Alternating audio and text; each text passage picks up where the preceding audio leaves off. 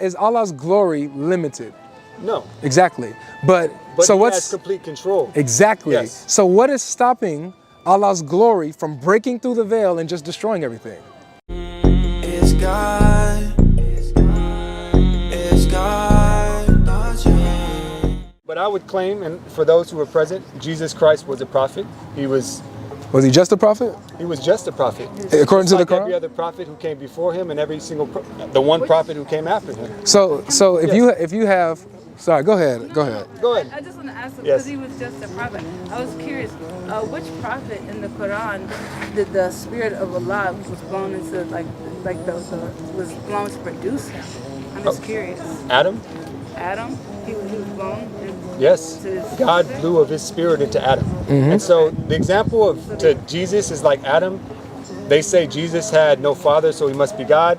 Adam had no father Who says that? or mother, some people. And if he had no father or mother, then he must be more God than Jesus. Who said that? Many Christians say No they Christians say say he rose that. people from the dead. He must be No, God. but wait, Yes. what Christians say? What Christians say? I mean, because I can't he point of one right now, just the ones. Brother, I used to be Christian. I used to did say you used to say because Jesus didn't have a father, he's God? that's evidence that would be supported, yes. No, Because Christian. you That's not can't- the that's not a you can't point to Christian one reason argument. why Jesus is God. Yes, I Give me a can. reason.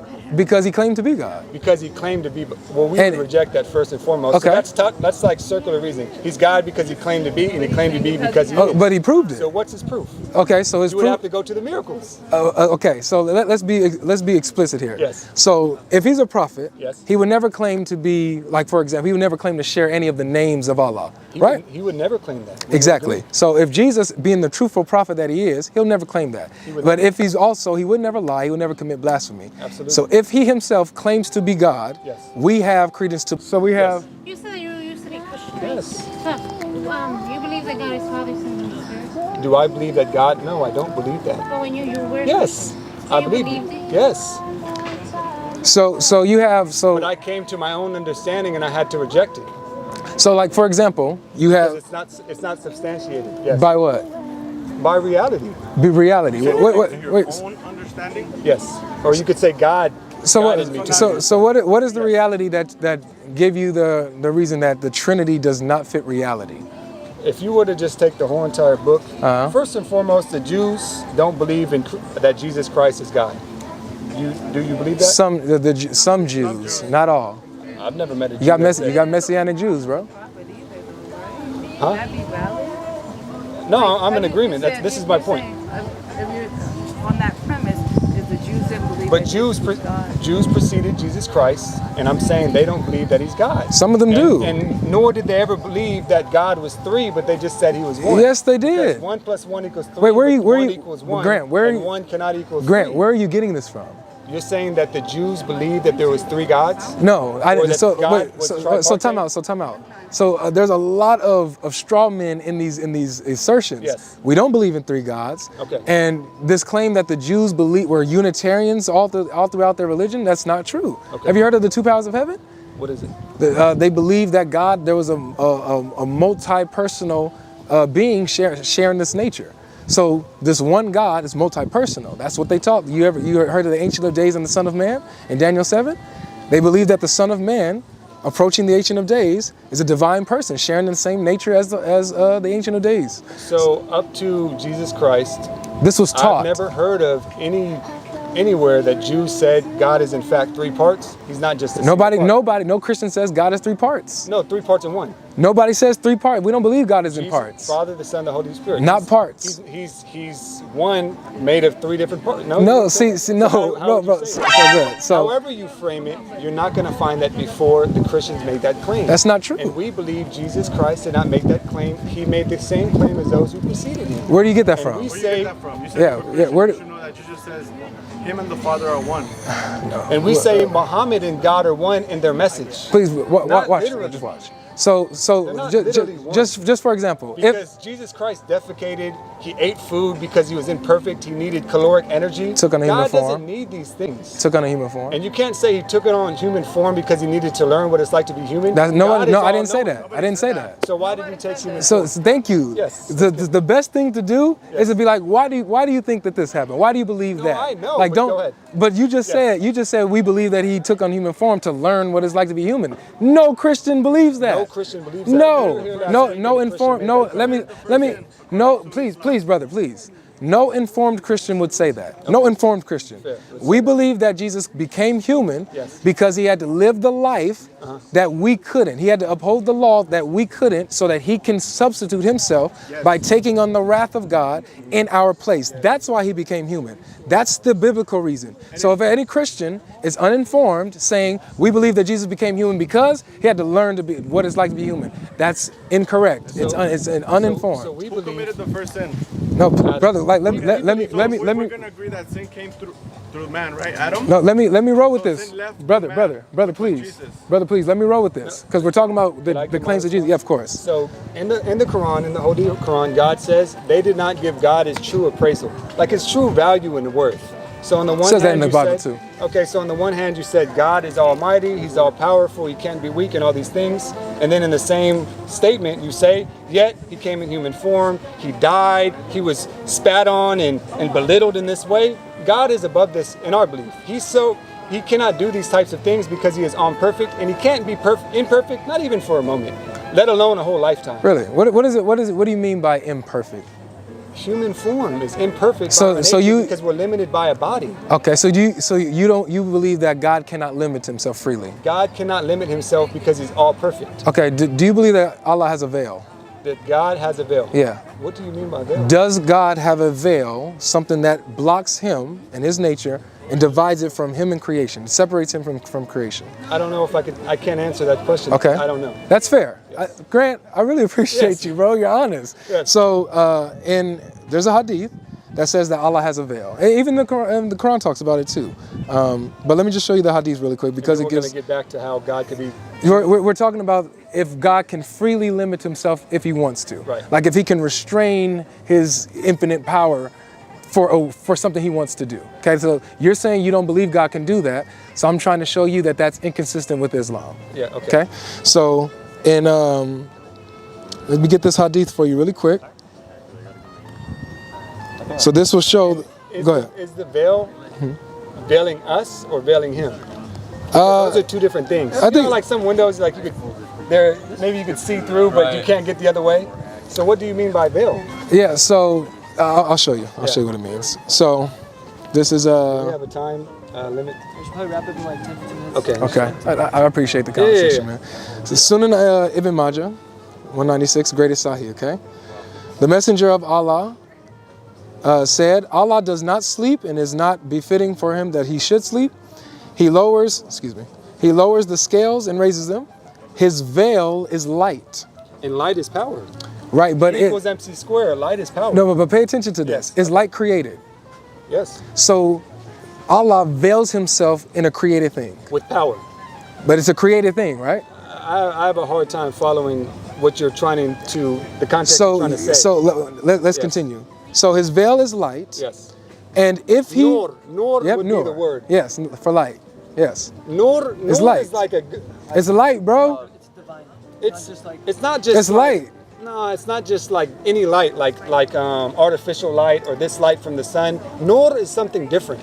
That's light. It's just No, called it's light. a different. I don't know. Maybe it's a different. light. It's a different light. Like Says who? The word would be nur. I have no problem with that. Right. So are you saying that this light is created or uncreated? Anything. I don't know what I would say because I don't know. Allahu Ta'ala Okay. alam.